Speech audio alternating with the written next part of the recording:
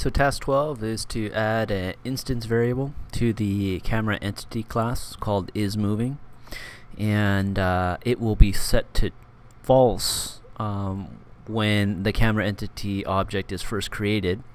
And the reason for that is because when we first start our game, give me a second here. When we first start the game, the screen is now not moving, right? So it would be set to false. Right when it gets to there and the screen starts moving, the camera entity's isMoving variable should be set to true. When the camera entity gets to the top of the screen and the screen's not moving anymore, the isMoving instance variable should be set back to false, right? So how do we do that? Well, we got to first add that instance variable. So it'd be self.isMoving. We're going to set it equal to false, right? And now we need to check whether I want to set it to true, right? So I need an if statement, check, right? And so when do I want to set it equal to true? I want to set it equal to true if this is going to be based on the y position of the camera entity. So if self.rect.y is less than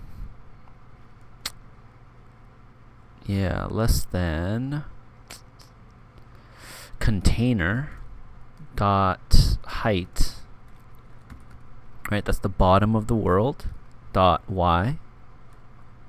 I'm sorry, container dot rect dot height.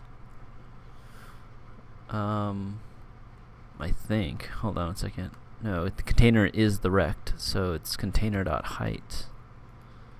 Why is that underlined red? Oh, okay, so update does not have the container.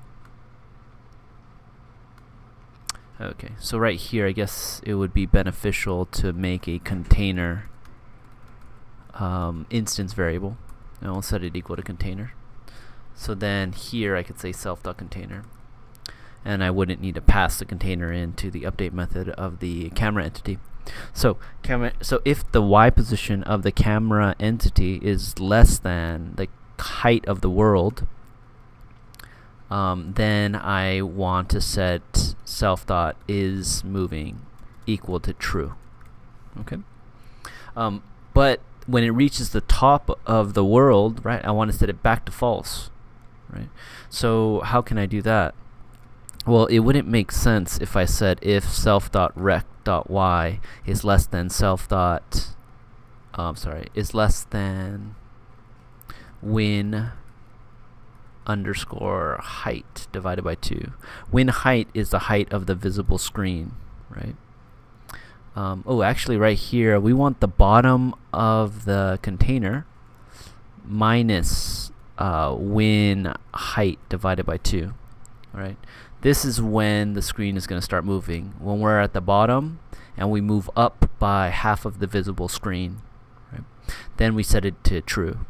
And now I'm trying to say, like, if it gets to the top of the world, right, which is half of the visible screen, then I want to set it back to false, right? Moving equal false.